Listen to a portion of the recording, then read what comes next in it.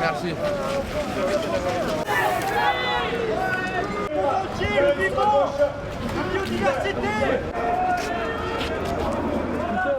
Je suis une petite fille d'émigrés italiens, une fille de papa portugais, d'origine portugaise et de mère italienne, calabraise, et mère de 4 enfants, ouvrière, syndiquée CGT, devenue gilet jaune et street medic. Tu regardes si tu as de l'arnica.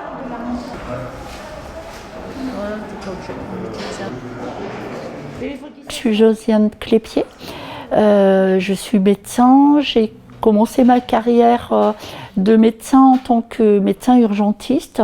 Le 17 novembre, je suis descendue dans les rues de Lyon et je suis allée voir ce mouvement qui avait une ampleur déjà assez impressionnante. J'ai vu énormément de violences, de violences policières et l'utilisation d'armes que je ne connaissais pas, d'armes dites non létales, paraît-il, et avec des dégâts sur les manifestants. Je me suis rapprochée des groupes de médics. Et c'est comme ça que du coup je suis devenue médic sur Lyon.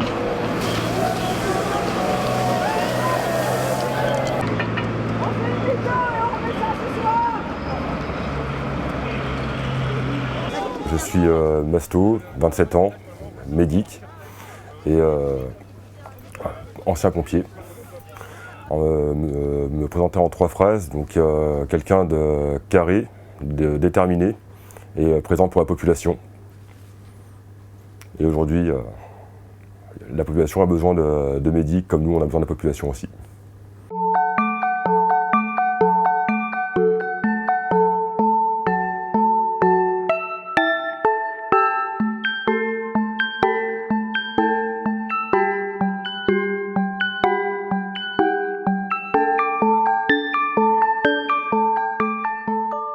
Ma motivation, ça a été le carnage visible dans les manifestations. Donc j'ai connu le terrain côté pompier. Je vois aujourd'hui le terrain côté médic, street medic, c'est du carnage. Et en tant que secouriste de profession, je n'oublie pas mon engagement pour la population. Et c'est logique que je continue à faire du secourisme pour les personnes qui en ont besoin. Les personnes qui ne sont pas prises en charge correctement, les personnes qui se feront molestés par les forces de l'ordre. Oui, je soutiens fortement les Gilets jaunes, les syndicalistes, toutes personnes qui sont présentes justement dans les manifestations et les personnes qui luttent. Donc je serai toujours présent pour ces personnes-là. Après, pour ma part, dans les manifestations, j'essaye de rester neutre.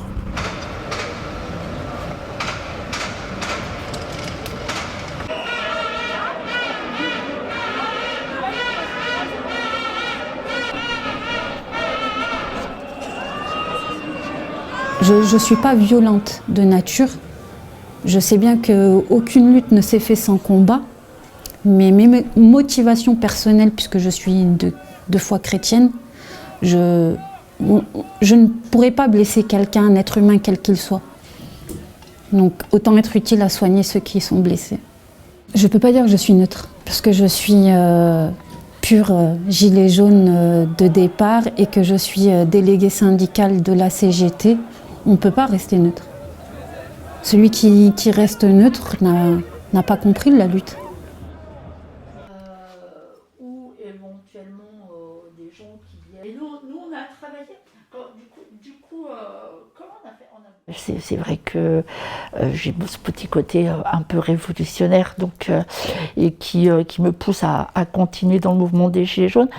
Je ne suis pas du tout syndicaliste et syndiquée, donc voilà, non, je n'ai jamais eu d'étiquette syndicat.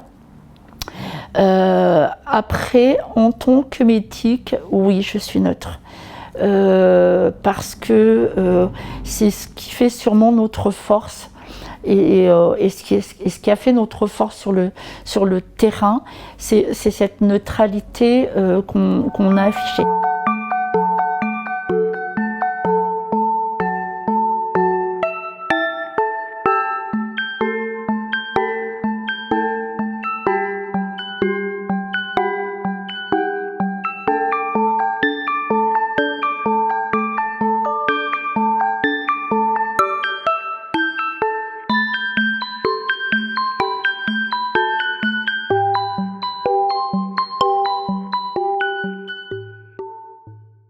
Et bien sûr, je reporte également mon engagement pompier à l'ensemble de la population aujourd'hui, et que je voue exclusivement aujourd'hui à la population et plus à une instance hiérarchique ou à une instance qui va pour un gouvernement. Tout ce qui est également compresse-gaz. Le matériel utilisé, c'est déjà du financement personnel, pour la plupart. Ensuite, au mieux, quand on peut le faire, c'est donc via les réseaux des appels aux dons. Donc bien sûr, donc des personnes qui soutiennent les médics également, qui sont gilets jaunes ou qui soutiennent le mouvement à leur manière. Donc peuvent nous envoyer des colis ou sur rendez-vous se rencontrer pour justement nous donner du matériel.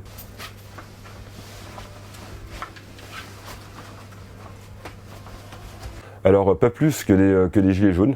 Donc la protection juridique est exactement la même, vu qu'on est considéré par les forces de l'ordre en tant que tel, en tant que manifestant. Même si des médics peuvent être activistes, d'autres apolitiques ou apartisans. Mais du moment que des médics se retrouvent dans un cadre de manifestation, ils sont considérés comme manifestants.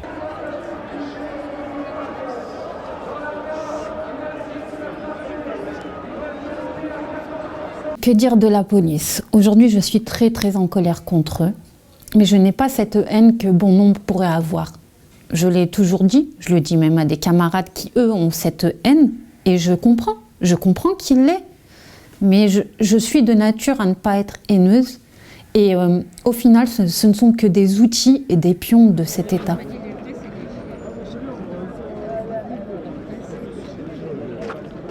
J'ai pas peur d'aller en prison, j'ai peur de prendre un LBD dans l'œil. J'ai pas peur d'aller en prison aujourd'hui. On connaît plein de personnes, de personnalités qui ont fait de la prison pour des mouvements de lutte super importantes. Être en prison, à la rigueur, j'ai envie de te dire, c'est pas le Pérou, hein, mais voilà, ta vie reste inchangée, t'es debout. Quand tu prends un LBD, que tu perds un œil, que tu perds une main, que tu perds un pied, ta vie, c'est plus la même. C'est plus la même pour toi, c'est plus la même pour ta famille, c'est plus la même pour tes amis.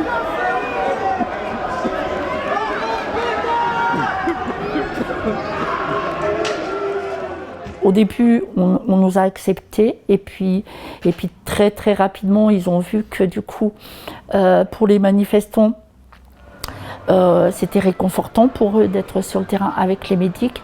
Donc on a été un peu la cible des forces de l'ordre, comme les journalistes, hein, on l'a bien vu, qui à un moment donc on a plutôt dérangé. C'est vrai que ça peut être très flippant. Et moi j'ai vu des gens vraiment se mettre dans des situations très très angoissantes. On voit combien ça peut aussi rassurer, ça rassure énormément les manifestants de savoir qu'il y a quand même des gens qui sont là pour les secourir, pour les soigner, pour les orienter.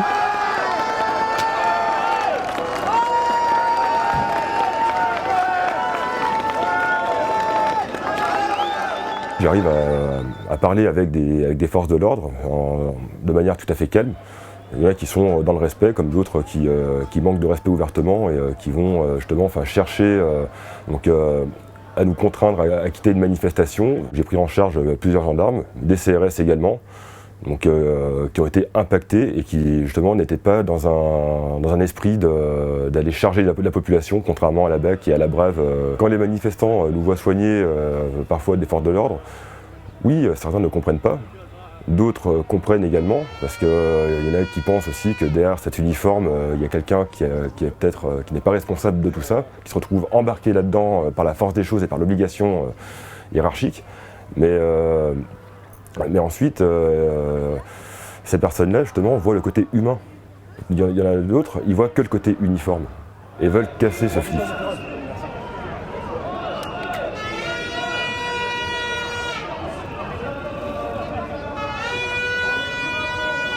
C'est un peu cassé le déguisement d'un peu tout, mais c'est surtout qu'à un moment du mouvement, ils nous ont fait enlever les gilets jaunes, alors qu'ils n'ont pas le droit.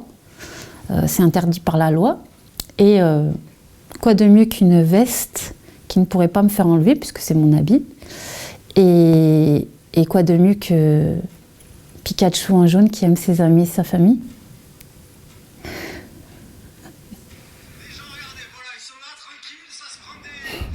La colère. Les MP6, ça s'en balance 6 en même temps, à chaque fois qu'il y a un jet.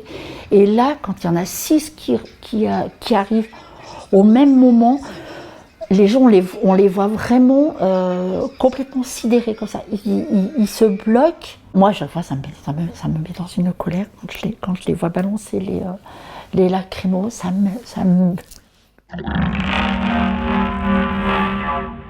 Pour moi, c'était quand même quelque chose qui ressemble quand même un peu à de la médecine de guerre.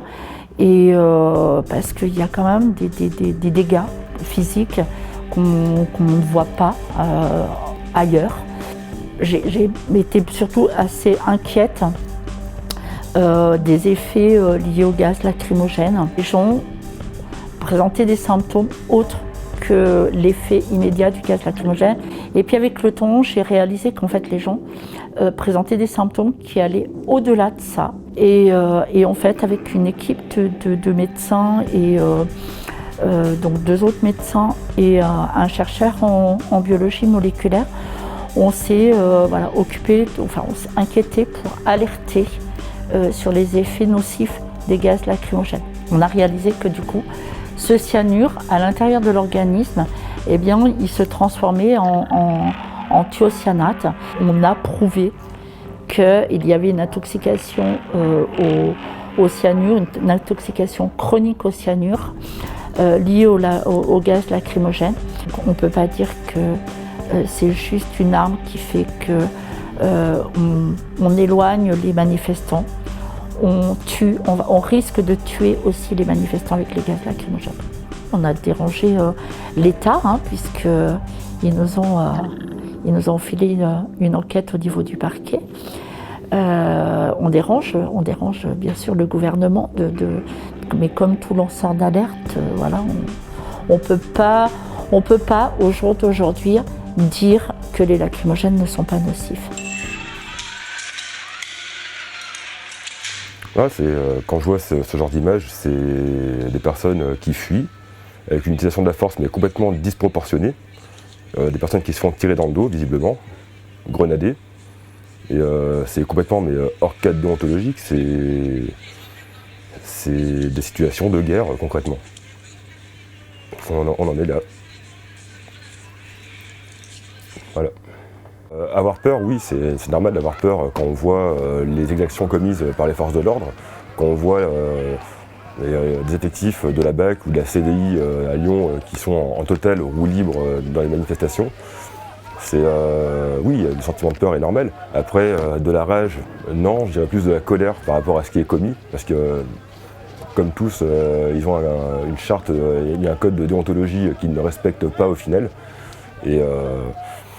Et après, moi, mon sentiment, c'est le fait de maintenir en permanence un état de terreur, un climat de tension. Moi, peur, non. Non. Peur en tant que médic, non, jamais. Parfois un peu flippant dans des grosses manifestations où on est vraiment. Il y a eu une fois, mais c'était à Paris, c'est une grosse manifestation à Paris où en fait on s'est retrouvés tous concentrés. Ils nous avaient nassés contre des murs. Et en fait, ouais, j'ai surtout eu peur qu'on se retrouve totalement tous écrasés. Et là, je me suis dit, je ne sais pas ce qu'on va pouvoir faire en tant que médic si on se retrouve écrasé au sol. Là, ce qui me met en colère, c'est qu'ils sont 5, 6 contre une personne assez âgée. Et oui, j'ai de l'empathie, et puis ça nous met en colère. Pourquoi cette violence? Cette personne, elle n'est pas armée, elle n'est pas dangereuse. Ils ont pourtant de quoi appréhender sans cette violence-là. Ils ont appris. C'est leur métier. Mais là, non, en fait, c'est comme un défouloir pour eux. C'est un amusement, en fait. On a l'impression qu'ils sont là et qu'ils s'entraînent.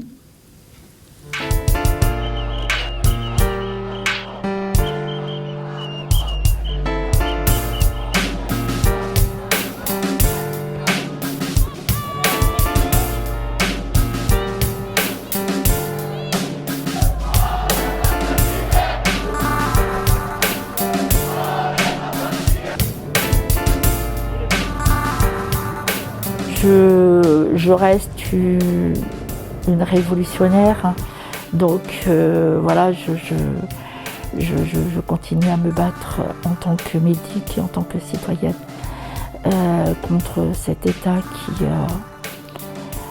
qui nous gouverne. Médic, ça ne s'arrête pas aux Gilets jaunes. Donc oui, je continuerai, et même très fortement et de manière engagée, à rester médic tant qu'il y aura des mouvements sociaux et de la répression, en effet. Je resterai. Si les Gilets jaunes et si mes camarades et nous-mêmes, nous tous, on arrive à obtenir ce que l'on souhaite, est-ce que notre devoir à nous tous, c'est pas d'aider au-delà de nos frontières? Est-ce que c'est pas quelque chose de mondial et pas simplement de national? Est-ce que ces 3% ou ces 10% qui dominent, c'est pas sur toute la planète et pas simplement là? Parce que c'est la planète aussi qui se meurt, c'est pas juste les gens. On a des SDF ici, mais il y en a aussi à l'autre bout de la Terre. Comment ça se fait qu'en Afrique, ils n'aient pas l'eau courante, alors qu'on a les techniques pour? Non, on leur donne des bouteilles d'eau, c'est mieux.